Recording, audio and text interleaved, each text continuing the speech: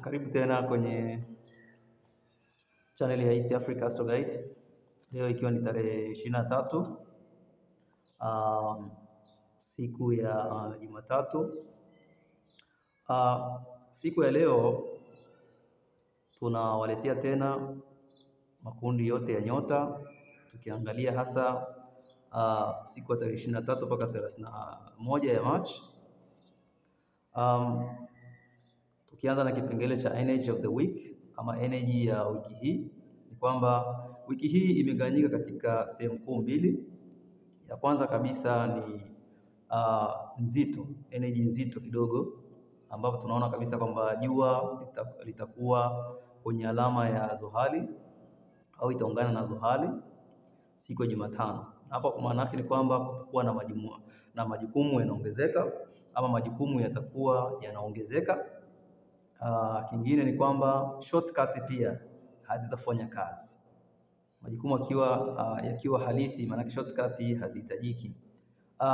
Vile vile tutaangalia nia ya wiki hii. Kama nia yako itakuwa ni nzuri sana kuanzia siku ya Ijumaa, kama nia yako umeweka nia fulani nzuri, basi utapata support kubwa sana ndani ya wiki hii hapa. Kama ilikuwa ni ya kweli, utapata support. Kama la, ndio hivyo tena, inaweza matokeo ulikuwa unataka usiyapate. Lakini sasa pia tutaangalia jinsi gani sayari ya Zohali ambapo itakuwa na sayari ya Pluto ndani ya wiki hii pia, na zile jitihada ambazo utakuwa umezifanya ama tumezifanya.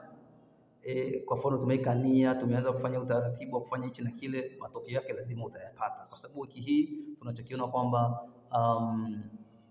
nyota ama alama ya punda ama wengine ita kondoo ama Aries, hii hapa kwa wiki hii imesimama sana. Imesimama kwa vipi? Ni wiki ambayo ina nguvu, sayari ya Mars ina nguvu sana. Ndio maana tunaona hata mvua zinazopiga sasa hivi kwa baadhi ya mikoa zinakuwa na radi kubwa sana. Kwa sababu gani? Ya hii sayari ya Aries, maana yake inamaanisha kutakuwa na msukumo mkubwa sana kwenye mambo. Kama utafanya mambo kwa msukumo mkubwa, lakini kwa hekima, utapata unachokitaka. Usifanye mbadala wake, kwa hekima utapata unachokitaka.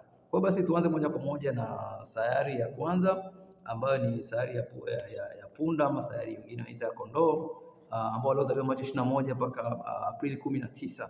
Hii ni wiki yako ya pili sasa. Maanake watu wenye nyota hii au alama hii ya punda ama ya kondoo, maanake kwamba hii ni wiki ya pili tangu hii alama ya punda kuwa ipo. Maanake ni kwamba alama ya punda ipo kwenye jua takriban degree kama 1 au 2 tangu tuongee hivi. Kwa maana hiyo kwamba sasa ni wiki ya nguvu sana, wiki yenye msukumo. Kama nia yako ni salama, unaweza kupata unachostahili, lakini cha msingi ni kuepuka shortcuts, kwani kila kitu kitakuwa wazi. Maana yake kile unachokitaka kitaweza kupatikana. Kwa hiyo endelea na juhudi. Pia masuala ya friendship, masuala ya urafiki, sawa, ama magroup, sawa, yenyewe yanaweza kupata kitu ambacho kidogo hajatarajia. Kwa wale ambao watakuwa kwenye magroup na kadhalika, watapata kile kitu wanachokitarajia. Kingine ni alama nyingine ni alama ya Taurus ama alama ya ng'ombe, waliozaliwa Aprili 20 mpaka Mei 20. Mwezi upo kwenye alama yako. Maanake waliozaliwa tarehe 20 mpaka Mei 20, mwezi upo kwenye alama ya ng'ombe. Unazidi kusogea. Kwa hiyo Jumamosi hii alama hii ya ng'ombe ilikuwa ina nguvu sana. Ilikuwa ambayo ni siku ya Idi, ilikuwa ina nguvu sana na mambo mengi yalikuwa katika mpangilio mzuri sana. Au Idi ya Jumamosi huenda ilikuwa ina mpangilio mzuri kwa sababu ina sayari ya Venus ambayo inaongoza hii nyota ya Taurus ilikuwepo. Kwa hiyo tunaona ilikuwa na mpangilio kidogo na kadhalika. Kwa na wiki hii kwako unatakiwa uwe mkweli kwenye lile unalolisumbukia, unalolihangaikia kwa watu wa Taurus.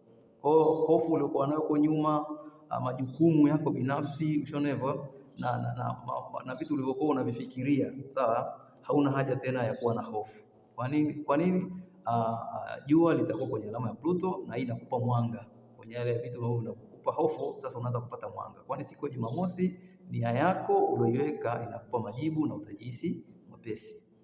Lakini nyota nyingine au alama nyingine ni Gemini ama mapacha, waliozaliwa Mei 21 mpaka Juni 20. Jua linaungana na Zohali siku ya Jumatano, majukumu yanaweza kuonekana mazito kidogo kwa watu wa Gemini ama watu wa mapacha kuliko kawaida. Kwa nini? Jua litakuwa kwenye alama ya Pluto, litakuwa na alama ya Pluto siku hiyo, siku ya Jumatano. Sasa hapa utaanza kuona kati ya wale ambao uko nao kwenye magrupu ama kwenye watu wanaokuzunguka, je,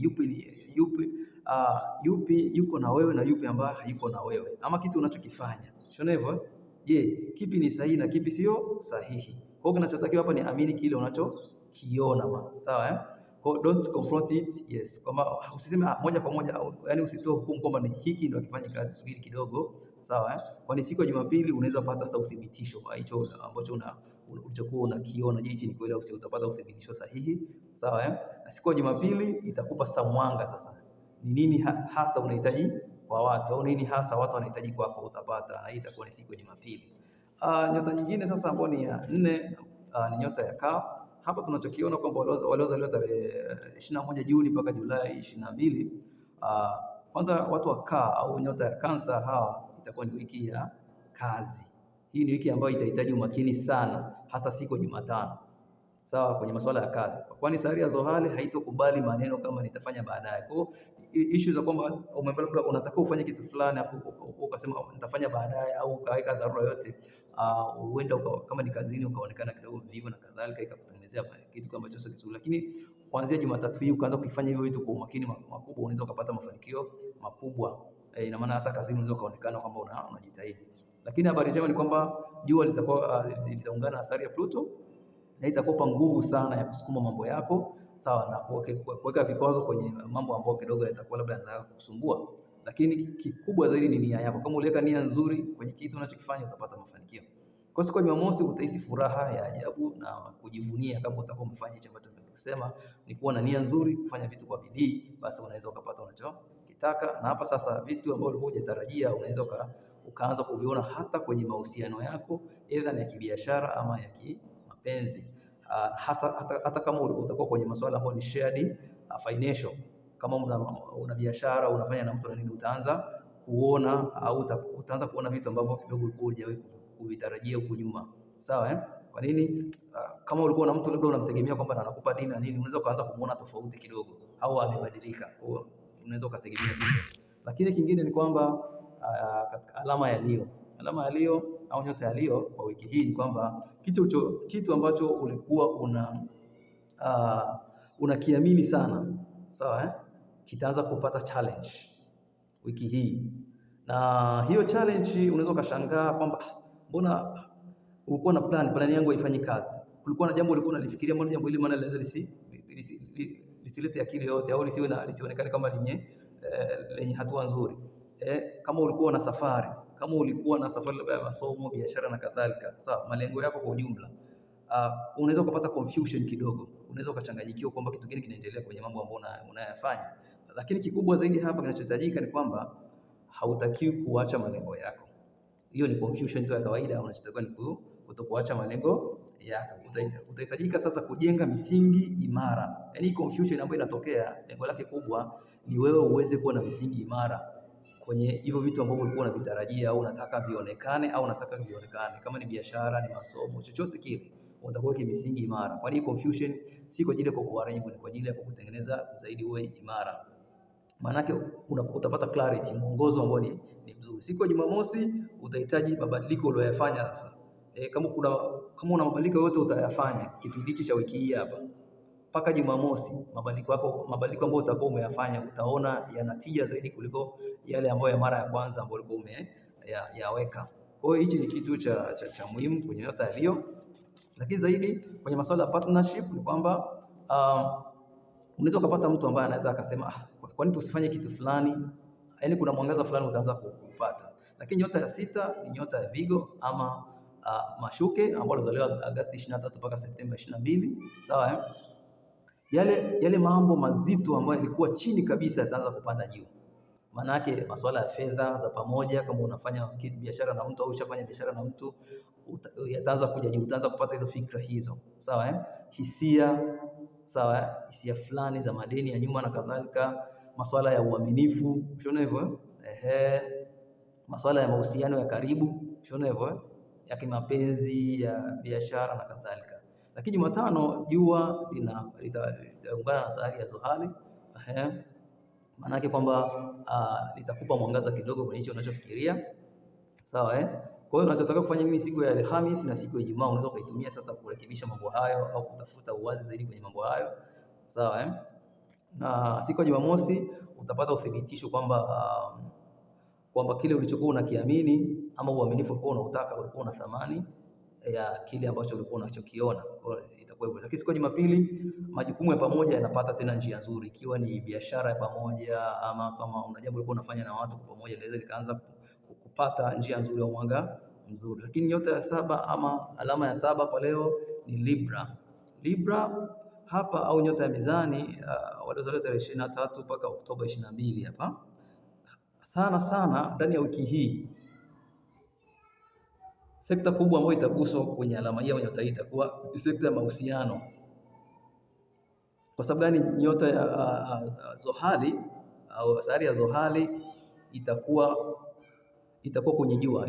Ina maana sayari ya Zohali itaenda kufunika jua kwenye masuala yako ya mahusiano, sawa Na siku ya Jumatano mahusiano yako yote utaanza kuona kwamba mwangaza fulani. Je, ni kweli mahusiano hayo yatanipeleka popote ama yatanirudisha nyuma? Utaanza kuelewa sasa, sawa Kwa sababu gani? Utapata ukweli mchungu. Kuna ukweli mchungu ambao utaupata hapa, sawa Kwa sababu wiki iliyopita tulisema kwamba watu wa mizani wanahitaji kuwa wakweli kwenye mahusiano yao, sawa wazingatie ukweli, maana kuwa na mizani sawa kwenye mahusiano yote wanayoyafanya. Kwa maana kutakuwa na ukweli mchungu ndani ya wiki hii kwenye mahusiano yako, sawa Na huu ukweli mchungu hapa sio kwa ajili ya kukuharibu, ni kwa ajili ya kukusaidia kwa siku zinazokuja au zinazofuata. Kwa ni jambo la msingi sana, lakini cha msingi zaidi ni kusema ukweli, kama tulivyosisitiza, kuwa mkweli, kwa mtu ambaye unapenda uhalisia. Mahusiano, mazungumzo ambayo utayafanya ambayo yatahusiana na masuala ya mahusiano yatakuwa very deep sana, yatakuwa yana depth, manake yataingia kwa undani sana, unaona hivyo Sio swala tu kwamba yatakuwa na moto, lakini yatakuwa kwa undani sana. Lakini siku ya Jumamosi huenda hiyo tension ama hicho ambacho utachokipitia kwenye mahusiano yako hapo kinaweza kikapata sasa mwangaza, na siku ya Jumapili sasa kama kutakuwa ulisema ukweli na mambo yakawa ni mazuri, yani kukawa na mizani nzuri kwenye mahusiano yako unayofanya, utapata mwanga hapa, sawa Na hapa ndipo sasa kile kitatulia na ubunifu uliokuwa nao wewe sasa utaweza kuonekana au wewe utaanza sasa kufanya mambo yako ya ubunifu. Mpaka siku nyingine tena kwenye swala hili la kudiscuss masuala ya nyota na kadhalika. Karibu sana kwenye channel ya East Africa Astro Guide.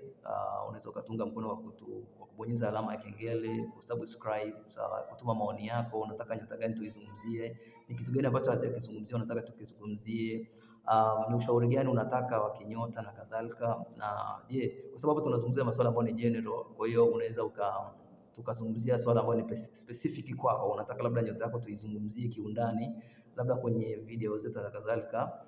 Unaweza ukatuma maoni yako, ukatupigia simu, tukaweza kugusa baadhi ya sehemu ambazo unaweza ukapata clarity au mwongozo.